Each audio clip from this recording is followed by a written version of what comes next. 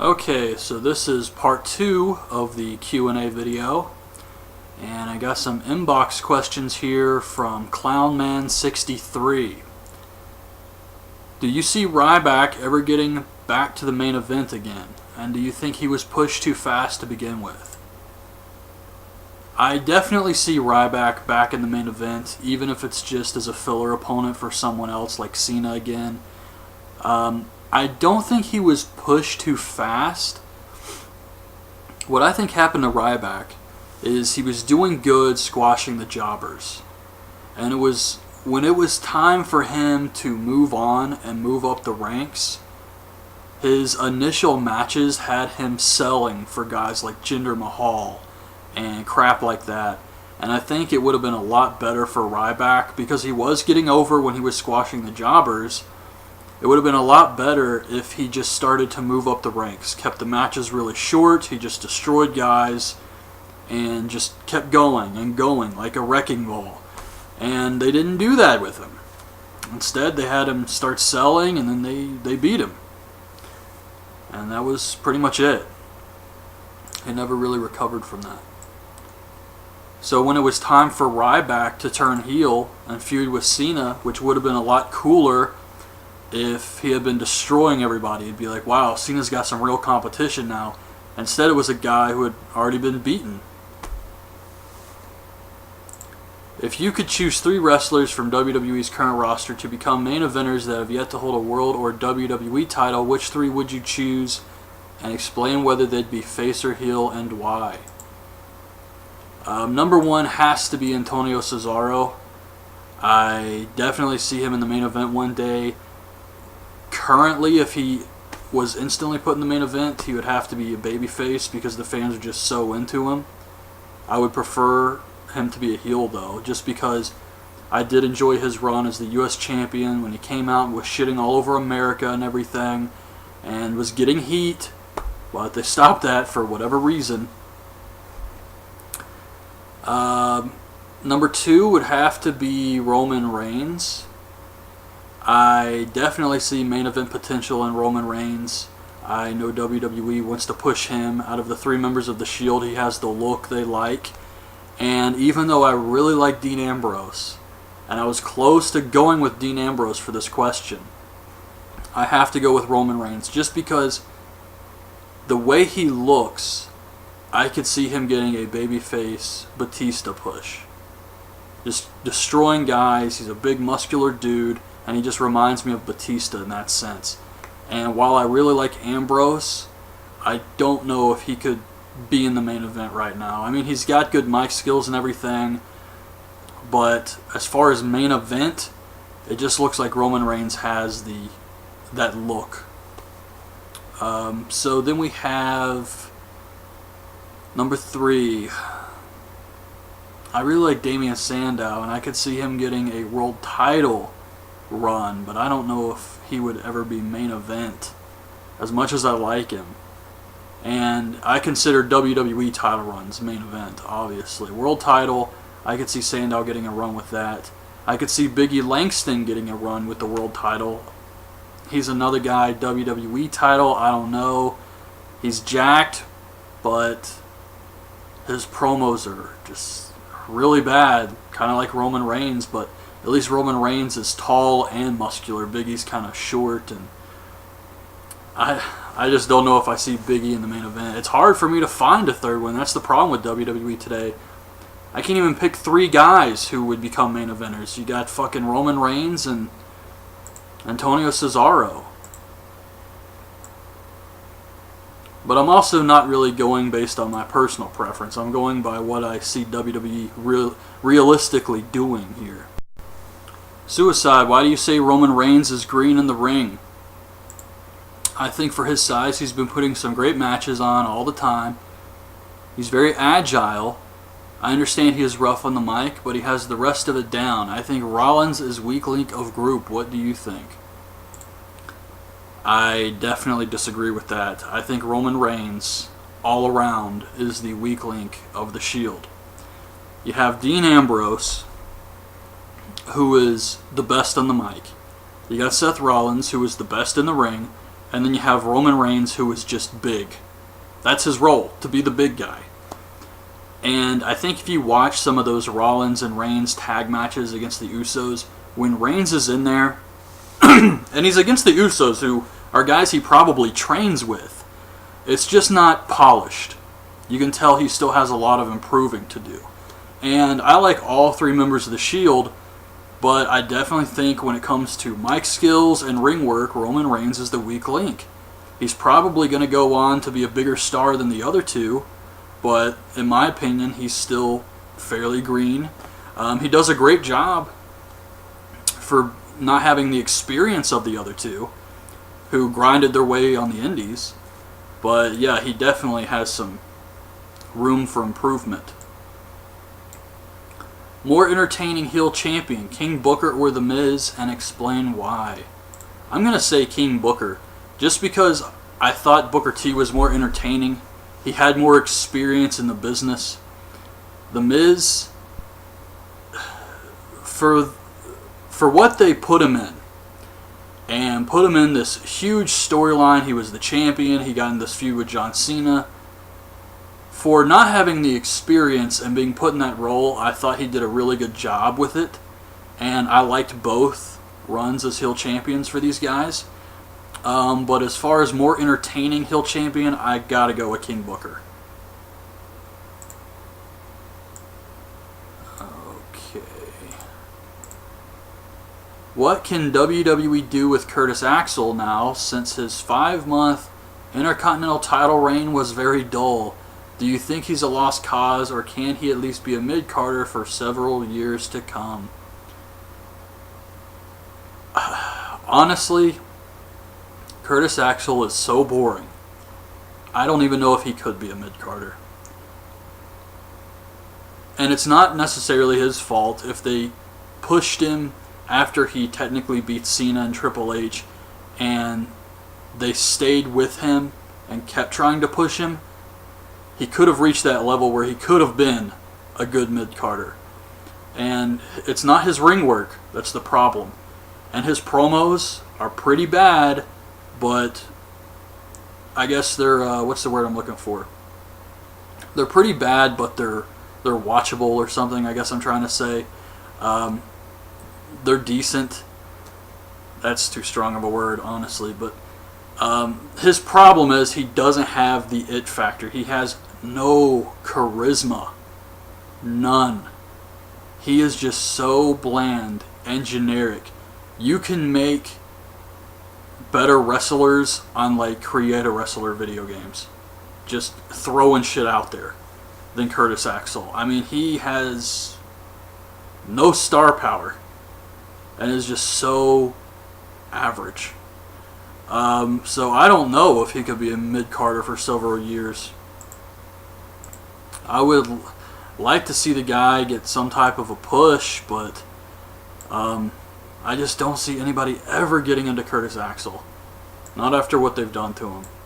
I mean, he wasn't getting any heat before, and now no one gives a fuck about him. If it wasn't for Benoit's tragic incident where McMahon had to admit his death storyline with the limo blowing up was scripted, what do you think the storyline would have came out to be?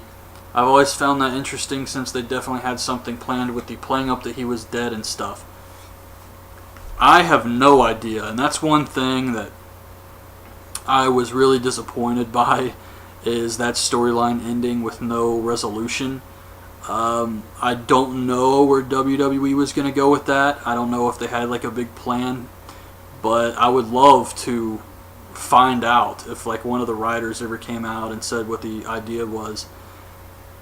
Yeah, even guessing, I guess. I can't really remember the storylines at the time, the storylines that were going on, but I assume there would be maybe a masked person show up and take the mask off after screwing over one of the baby faces or something, and it's Vince McMahon.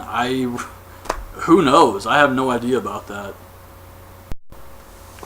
Okay, so on to the questions on the last channel update video I did. We have Robert Strickland, who says, cool. Miguel Vila Gomez. Really liked your movie reviews. Can you please do a movie review on the Blair Witch Project? Big fan. There's only 2 of those, I think.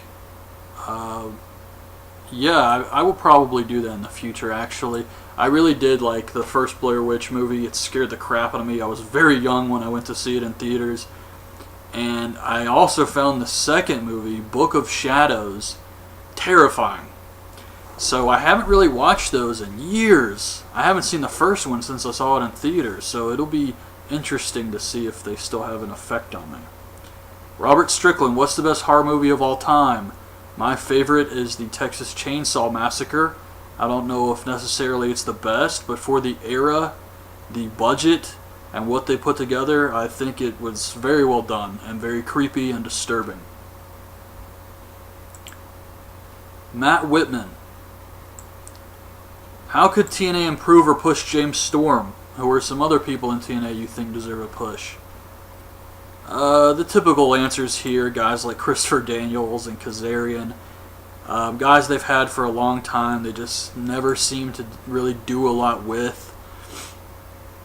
And James Storm could improve by winning some matches and maybe getting out of this crappy tag team with Gunner, who seems to just suck the fucking life out of the room whenever he shows up. I liked Gunner initially, but now I just feel like he's an anchor on James Storm. It's not, being with James Storm is not helping Gunner, it's just holding Storm back at this point. And Storm definitely deserves a push, a nice run with the title, and hopefully he gets it soon. Anime Watcher 62, what are your thoughts on CM Punk going out with AJ Lee? Comments may be messed up here because this says number 3, so I'm not sure what's going on with these comments, but CM Punk going out with AJ Lee, I hope that's a rumor and is not actually happening, because I would be very disappointed, because CM Punk is an asshole. Scorp18, hey, long time no chat, how have you been? Damn 2,000 subscribers, I remember when you were doing 500 subs shoutouts, congrats man. Thank you, I know Scorp's been a subscriber for a very long time, and hopefully I can do another subscriber shoutout video soon. Winterman, who do you like better, Katie Vick or Mae Young? Mae Young. Miguel Vila Gomez, oh, can you start making movie reviews on like current movies, horror only? There are some horror movies that have recently come out I really cannot wait to watch. Number 1 being The Conjuring. Definitely going to do some more reviews once I watch these movies. CM Punk BITDub1514, will you ever have another CZW review? Who is your favorite CZW wrestler? Yes, I will do more CZW reviews. Probably going to do Cage of Death this year. Favorite CZW wrestler of all time? I want to say Necro Butcher, but he was just arrested for beating his wife, and I kind of feel bad for saying that, but I really was a huge fan of Necro Butcher. Zandig, of course. If you're talking current CZW, Danny Havoc. The guy's amazing. He's too good for CZW in my opinion.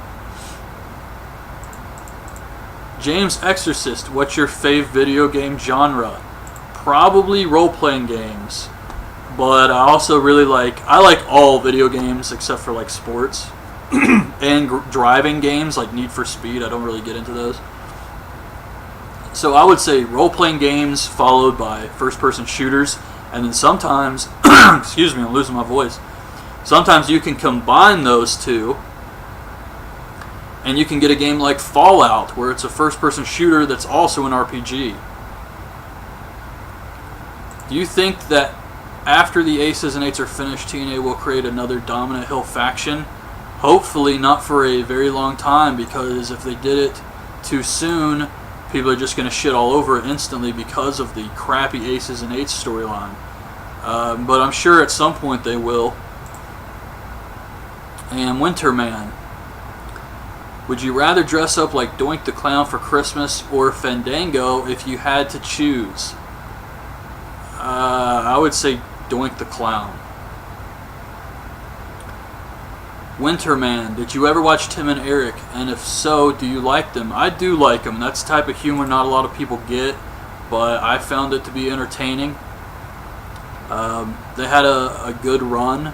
Not really sure why shows I like tend to end, but whatever. And Fuck One, Marry One, Punch One, Caitlyn, Tamina, Snuka, or Karma. I guess I would marry Karma because I feel like she would keep it real, you know? And I would have sex with Caitlyn, and I guess I'd punch Tamina. I'm going to answer one more, and then I got to get something to drink.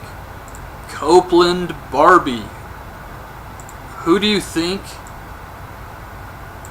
is the hottest women wrestler? Right now, AJ Lee. Of all time, Trish Stratus. That's just my opinion. There have been some gorgeous women wrestlers. Kelly, Eve Torres, Tori Wilson, Stacy Keibler. My God, she's got to be up there too, you know. But got to go with Trish Stratus. Get No Cheeks. What happened to the Always Sunny reviews? I hate reviewing something and then not being able to finish it. And so far, the only TV show I think that's happened with is Always Sunny. And I'll tell you why. It is very hard to review a show like that. Unless the video is only going to be like a fucking minute long. And you say, hey, this episode was pretty funny. I like this. And then the review's over at like a minute. Or you tell people what happened, and then you're just repeating the jokes. So it was really hard to review. I'll probably review this last season, the newest season, as a whole, and just say what I thought about the season overall, even though I haven't watched any of it yet. But yeah, doing the episodes, it was just too difficult to review a show like this. And the reason I haven't even got to watch it is because they moved to this new channel, FXX, or whatever the fuck that's supposed to be. And now it's really hard to watch because the DVR, something happened with the channel where it just said to be announced for like 2 weeks. So it didn't record the episodes. I got most of them recorded. And I remember the premiere episode on FXX had like audio problems. It was just a cluster. Brent William Henry, are you interested in doing your own podcast? Yeah, I would love to do my own podcast, something like the Wrestling Observer or like the Steve Austin podcast. That's another really good podcast. I know the Wrestling Observer technically isn't a podcast, but it's just audio, no video. Sid Siddiqui, Bray Wyatt is attacking AJ Lee's ex-boyfriend. Do you think AJ is Sister Abigail? And Isaiah1231CPNYC responded with, LOL, AJ has nothing to do with the Bray Wyatt and Daniel Bryan storyline. And I agree with that. I don't think AJ is going to be involved with the Wyatt family. I guess I could see why some people would think that because AJ's kind of crazy and the Wyatts are like this cult, but I think that would be a little too cartoonish for these characters. You need to keep them serious. As serious as you can make characters like that. Who are like B horror movie villains. Copeland Barbie, is Terry Funk, 69 years old, ruining or bettering his legacy by continuing to wrestle? You know what? With guys like Ric Flair, they ruin their legacy by going out there and continuing to wrestle. But Terry Funk, his fucking legacy is going out there and continuing to wrestle. So no, I do not think it's ruining his legacy. If Terry Funk wants to go out there and have a match, I'm not going to tell him no. He's a grown-ass man, can do whatever he wants to do, and that's the Funker, man. That's why he's the shit. Dakota Pullen, TWFS buttons, I have no idea what that means. Big Chris 145, has the WWE moved to a new era from a PG era to a reality era or something other than that? I think they're still in the PG era. Everything feels the same, and if they have moved on to a new era like a reality era, my God, I think it may be worse. So hopefully this is still PG and whatever they go to next will be better. Just Credible 9, you should watch and review the Aussie horror movie classic Wolf Creek. I think I have that DVD. That's about it's kind of like the Australian Texas Chainsaw Massacre, but it's one guy, and I think it's based on a true story. I saw that movie years ago, and I do have it on DVD. We'll probably review that at some point. Lacey Walters, what do you think of the Shield as a team and as individuals? Who is your favorite? I kind of mentioned this early on. My favorite is Ambrose, just because I really liked his work on the Indies as John Moxley. But the Shield is an awesome team. I mean, you take guys like this, and you don't really know if they're going to succeed or fail. A lot of it does depend on booking. But the Shield have done an amazing job. They're a fantastic team. And as individuals, I like all three guys, but my favorite's Ambrose. Except that earring. Does anybody else think it's just that earring is just weird, doesn't work? Eric St. Pierre, what are your thoughts on Halloween 3? I personally enjoyed it, but I want to know your thoughts. Halloween 3, is that the one where it's not really about Michael Myers? To be honest, I don't think I've ever seen it. I've seen some clips and stuff here and there, and I've seen it on TV occasionally, and I'll watch some of it. But I don't think I've ever sat down and watched it from beginning to end, so I can't really judge it on that.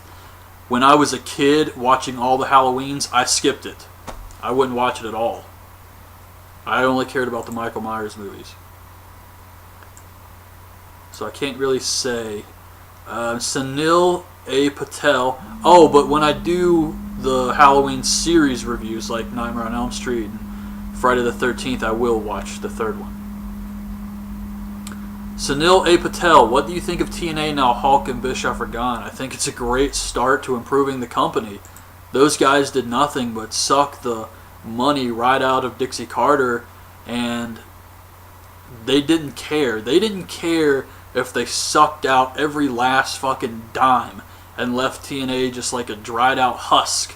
They wouldn't give a shit, and you don't want guys like that who don't care about the future of the company in the company. And I don't know if TNA ever woke up and said, hey, we need to get rid of these guys, or if they just ran out of money to pay them.